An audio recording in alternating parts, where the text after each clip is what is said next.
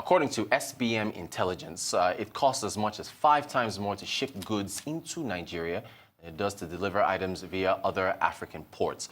Figures are pretty significant as Nigerian businesses say that poor infrastructure pushes costs up, puts them at a disadvantage as Nigeria prepares to enter the African Continental Free Trade Agreement, which we need.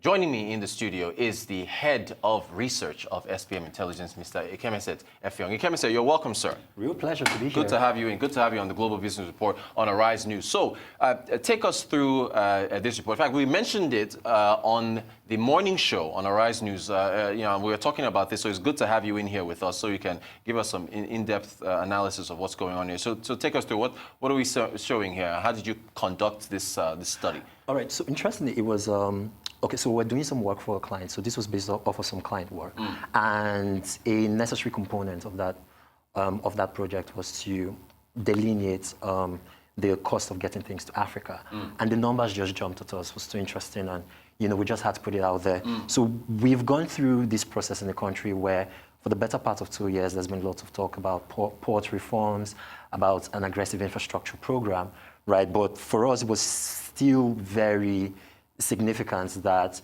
in Q3 of 2019, which was when we did the surveys, right, the cost of getting things to Nigeria was still significantly more than getting things to other major African economies. And there were 2 other ports that you compared us to? Oh, yes. So we compared the cost of bringing things in through Apapa with getting things into Tema, which is the main port in Ghana, and Durban, which is the main container port in South Africa. Yeah. And so I think we have some of those there. So you compared the prices and then tabulated them, and that's how we saw. Okay, so the shipping charges, terminal charges, and then local transport as far as the comparison is concerned, yeah? Yes. So when it comes to shipping transport, these 3 components are really the main things you want to be watching, right? So the first component has to do with the cost of getting things from the point of origin to the point of destination, which is here, right? And we actually compared this cost with getting things from Europe, so the United Kingdom, Spain, and the Netherlands, which are our main trading partners, right, in Europe. And so for terminal charges, right, the tariffs, what it costs, the duties that various importers pay to get things into the country, and then local transportation, getting things from, from the ports to the warehouse. Now, you'd notice that while Apapa checks out much higher than both Tema and Durban on all 3 charges, the point where the difference is most stark is with respect to local transport, and that just highlights, I suppose, in graphic detail, the infrastructural deficit that we're going through in the country. So when it comes to when we look at the highways, which is the main means of transport, which we have here in the country, they're in such a state of dilapidation. We actually did a road survey, a roads report in 2017, right, which highlighted the fact that the road networks. The road networks. So we went to Lagos, went to the main parks in Lagos and Abuja, and we interviewed transporters. And 71% of them actually said that within the last 5 years, leading up to 2017, the road infrastructure in the country had significantly degraded. And it's clear that not much has changed since 2017. And those are the red lines that you have there across the country, the major networks, Indeed, right. So the nation's transport infrastructure is centered around the 4 main highways. And so the A1, which runs from Lagos to Sokoto. Actually to Nigeria Republic. So the A1, the A2, and the A4 actually end outside of the country. And so the A1 and the A2 end in Nigeria Republic, and then the A4 ends in Cameroon. The A1 is the first part of the Trans-Saharan Highway, which actually leads to Algiers in Algeria. And the Nigerian portion of the highway is, by many indicators, the most degraded, right? And so most goods that come into Nigeria and come through Lagos, they actually have to spend a substantial part of their journey, or at least some form of their journey, on the A1. And we're just fixing Lagos to Ibadan, which hasn't been completed. That actually dated to the Goodluck Jonathan administration.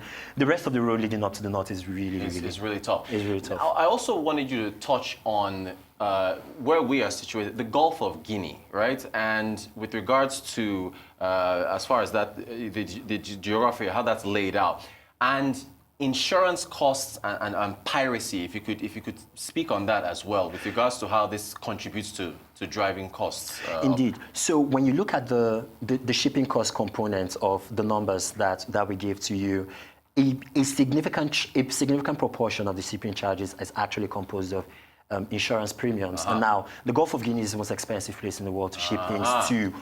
Looking at it from an insurance perspective, and so premiums are a lot higher to this part of the world. It actually costs more to ship things from New York to Lagos than to ship goods from New York to Durban, which is significantly farther than here. Further down. It's all the way at the southern tip of Africa. Indeed. In fact, just to highlight how piracy and the insurance companies' reactions to that has really cost us.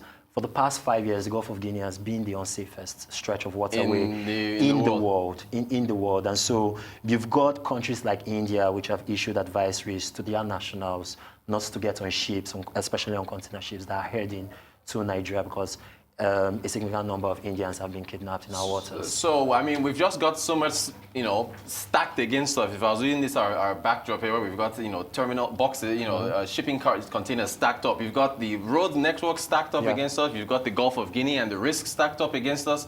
I mean, is anything, wouldn't the government, well, I'm bringing up government again, but as far as protecting the waterways, isn't there going to be some kind of collaboration between those nations across the Gulf of Guinea to protect that? Well, there's actually a joint task force that is composed of all of the West African navies, where they coordinate in terms of monitoring the waters. They have gotten some help from the United States and the United Kingdom, but more could be done. It's just what highlighting the fact that if the government continues to rhetorically make its commitments to, easing the way we do business here in Nigeria, it's got to tackle piracy, it's got to tackle the infrastructural, the state of Nigeria's infrastructure, and it also has to collaborate with, with our neighbors and also with our international partners, in ensuring that these things come through. Speaking of infrastructure, real quick, I think we've got about a minute left or so. Rail has to somehow fit into this, yes? Rail has to improve. So, of all of the forms of transportation on land, rail is the cheapest. Unfortunately, the rail infrastructure in our country is significantly geared towards handling passenger travel, right? So, almost 97% of our goods go by road, right? And roads degrade faster. Roads actually have more significant maintenance costs than both rail and air transport. And so we need a proper strategy with respect to rail infrastructure for goods in this country in order to be able to. Okay, now as far as we've got a little more time. We've got some more time, so this is great. We can extend the conversation. As far as the other ports, speaking with, I'm not going to talk about Durban and Ghana, Nigeria, so we'll focus here, yeah?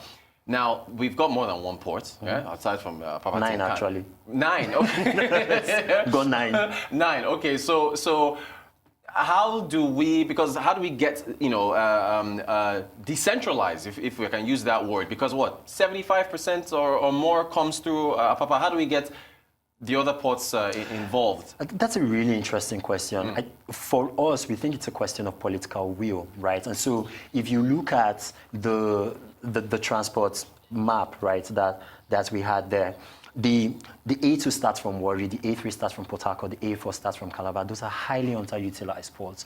Those roads, while they aren't world class, are somewhat more better, although in the immediate track leading to the various ports, they're actually in a really, really terrible state. And so if we are going to revitalize those ports, the NPA said in February that it has already issued a memo that, that importers should ship more things through those ports. But we have been to those ports ourselves as part of a different study for a different client. And we have found that those ports are wholly unprepared in terms of the actual water infrastructure. So some of them need to be dredged, especially Calabar and Port Harcourt. The roads leading up, the access roads leading up to the ports need to be significantly improved, right? And you also need to, educate more people, right? Because we've spent almost 3 decades getting everything through Lagos. Right. So we need to re-educate importers, we need to re-educate exporters, that these other ports are available, and also probably just make, create an incentives-based mechanism in terms of probably making it cheaper for us to get things through those ports in order for us to get to that pace. I had so much more questions, so much to discuss. Ikemesit Effiong, Head of Research at SBM Intelligence. Thank you so much for sharing this partial reports with us and just talking about so much that we need to improve with regards to our ports, the Gulf of Guinea, the risk, the piracy, the infrastructure, railroads. Thank you very much. I appreciate your insight. Pleasure.